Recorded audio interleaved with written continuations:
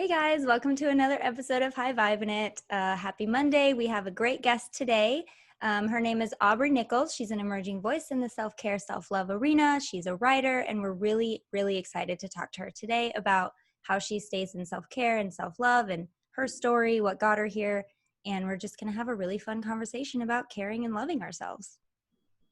Yeah, Hi, Aubree, thanks Aubree. for being here. Hey, caring and loving ourselves. Such a journey, so hard right now. So Geez. important right now, like more than Yeah, ever. definitely. So how did you get started? What brought you to this, I guess, expert niche, and what are you up to these days? So I am currently based in LA. Currently sort of approaching, I think, our 9 weeks of self-quarantine. And we're sort of getting back to this new normal. Where I am, how I was, how I sort of got on this journey of self-love is, frankly, I mean, from the age of 6, when I looked down at my thighs, I was in the kindergarten bathroom and I thought, those are just too big and too fat at 6. I've hated myself for a long time. So it was a lifetime of self-loathing that really just took its toll. Um, and I got on this journey of self-love, or more of like self-acceptance, and eventually self-love. So for me, what it was is, to the brief version is starting at 6, dancing with eating disorders, anorexia, bulimia, um, always trying to like fix my insides with the outsides, drug addiction, alcohol addiction, unavailable, abusive men. I mean, I even tried a life of stripping on when I was like 18. Anything that could like make it go away, make me go away. And eventually at 35, I was in New York, sort of pieced together some version of successful life, working in advertising agencies, had like a beautiful blonde balayage that I would like paid half my rent for, all the things. I went on this date with this guy who had all the things that I wanted. He owned an art gallery on the Bowery. He invested in emerging countries in Africa. He had a house in the Berkshires, the Range Rover, the loft in NoHo. And I was like, I guess he's not that bad. We were at this really fancy dinner, sushi of Gari. I was like, I for the most part put the eating disorder to the side. I was sober by that point, but I just was like, I think he'll do. And I I was at Sushi of Gari. We're like eating. He was like telling me how great he was. I mean, I knew it wasn't right. So I went to the bathroom and threw up like $100 of New York's finest sushi, came back, sat down, and ended up marrying the guy, walking down the aisle to this guy, to this man. He was gentle and generous and successful, but he wasn't for me. And, I thought that I could hand over my emptiness to him, that I would finally be enough. He could love me for me. In 3 years into the marriage, I had all of those things. I was dripping in pink diamonds. Um, and I was the most miserable version of myself. Could not even look at myself in the mirror. So that's what happened. And I realized from that point on, when I tried to look at myself in the mirror and I just couldn't without crying. I was so shrouded in hate and disgust, both from like marrying this man that I didn't truly love, and he was my emotionally equal, so taking on his stuff. And I had to reinvent myself from the inside out. Something really had to change. I only thought I was worth being out there in the world if I did 7 miles on the treadmill every day, and and was perfectly manicured, and everything was waxed and my highlights were just perfect. It just, that was my cost of entry to be in the world. It had nothing to do with my internal, sweet, childlike, playful self that I know today. So that was my story. Would you say that this realization, I guess, or this like finally facing what you kind of knew all along, which is that this is not my person and I have to do something about this, would you find that to be maybe one of the turning points that you're like, I really have to figure this stuff out? Like, what was it for you that brought you to like, what would it be like if I did love myself inside and out? Well, what happened was what brought me to my knees was I walked into Equinox, this gym in New York, and I was going to go to the treadmill, and I was like, I can't, I'm tired. I'm just tired. And I was like 10 pounds thinner than I am now. And just like, and I was just in this awful marriage. And I just went into a dance class, and this dance class, this amazing woman named Patricia Moreno was teaching, and all these people were smiling. And I just had my hat on. I pulled it down low. I got in the back of the dance studio, and the Rachel Platten's fight song was playing, and it was with the lyrics like, this is my fight song, I take back my life song. That for some reason at that very moment, seeing all these people happy that I had no idea who they were, smiling, I thought that something could be available for me, like a life where there was happiness and joy could be available for me. And from that point on, I really plugged into these women who were taking this dance class. And I started to do this class called Intense Sati, which is also taught by this woman, which was basically high impact cardio paired with these affirmations. And these affirmations were like, I am powerful, I am strong, I am brave. And sooner than I know it, I was actually believing those things about myself. And it started to crowd out these negative programs. And that was the shift for me, because I realized that all along, I had been in a trance of self-hate, self-loathing, telling myself I wasn't good enough and I was always too much, and who I was at my core was wrong. But because I was able to reprogram myself with these new messages, that was the shift. And that was there that I thought, the me that chose this life isn't me. So I'm going to get back to me and who I am. It's really, and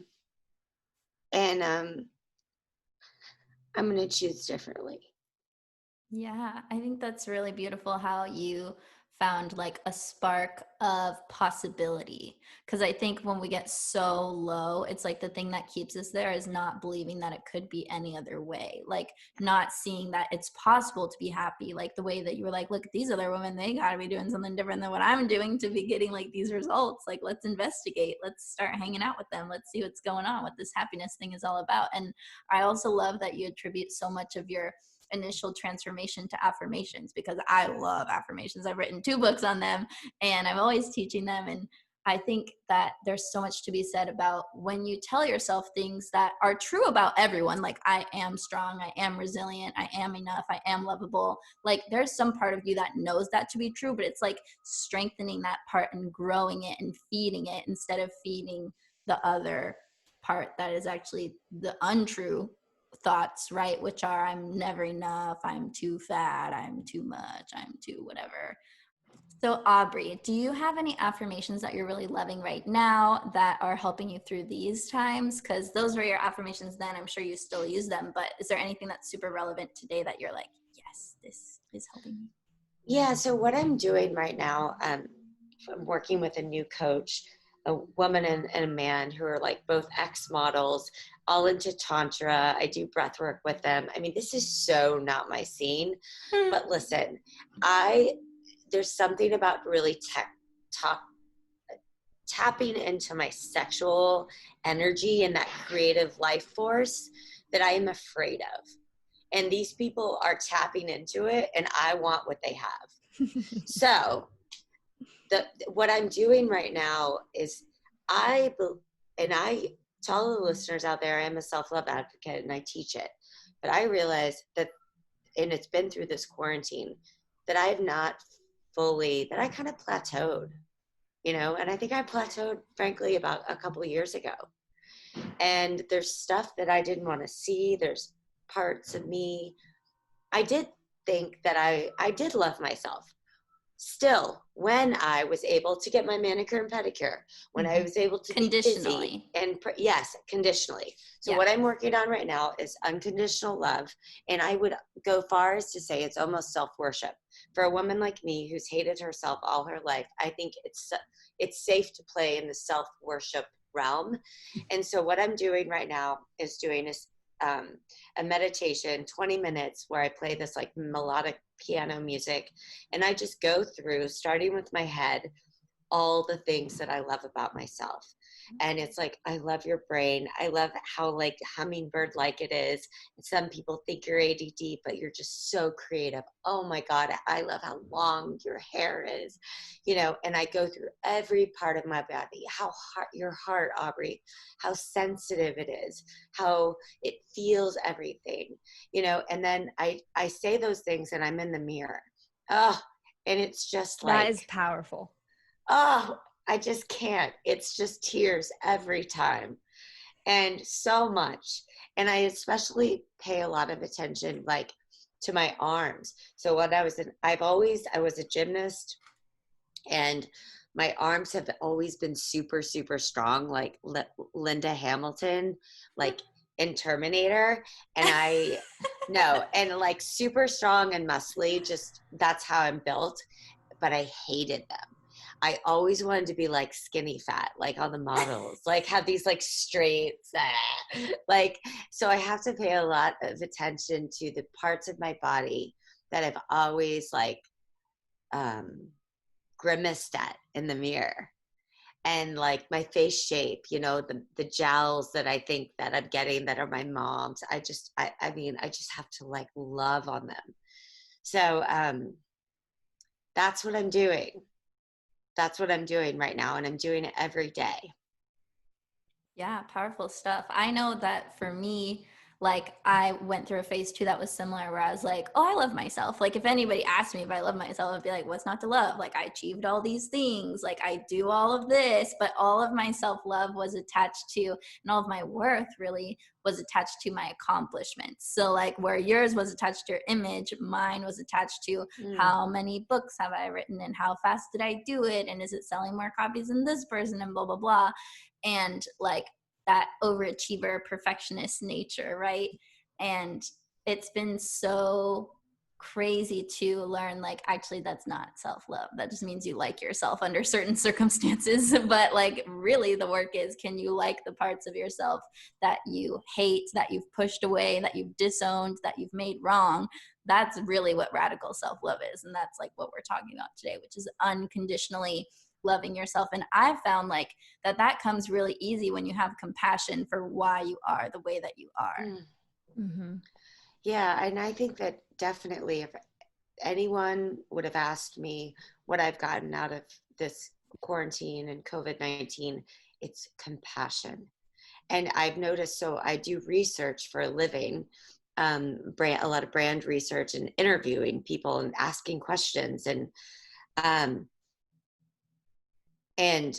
my ability, because I've been able to be more compassionate with myself, my ability to have compassion with others. I mean, everything, my family, my relationship with my family, my sisters, the person on the street, it has exponentially improved in the last couple of months. Yeah.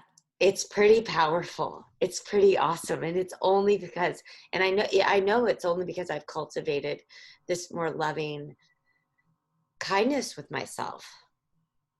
Just not being not beating myself up for not being perfect. I really relate to what you said about, Kelsey, about just, you know, I love myself when, and I know this to be destination addiction, you know. Yeah. I'll be happy when, you know, when I get there.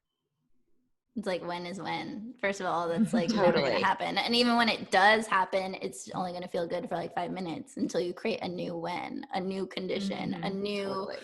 parameter that you have to live by in order to feel the way that you want to feel. So yeah, like, good job, sister. I'm proud of you. It's not easy to do this work. Truly. I know that firsthand. A lot of the things we talk about on this show, we're very aware are not easy things to do, especially if you're new to this like spiritual journey and this introspection and this self-discovery. Your story is incredible, absolutely incredible. And I know that it's taken you basically a lifetime. and I love that you said you feel like you plateaued, because that's usually what happens to us, isn't it? Like we finally get the hang of these things, and then by the time we finally get the hang of them, it's like, okay, now what? now I can maybe tackle this thing, and maybe now I can start looking at this. And I feel like like I said, it never stops, it never ends. But that is such a good thing, because our journey here is really to remember ourselves and remember our amazingness and our value. I have a question for you. I want to know, you've probably thought about this, maybe written a letter or some form of healing in that way, but I would like to know, for anyone listening who can relate to your story, what would you say to that 6-year-old if you could go back in time and give her what she needed? Great question. I know I kind of put you on the spot. No, it's okay. I would say, dear one,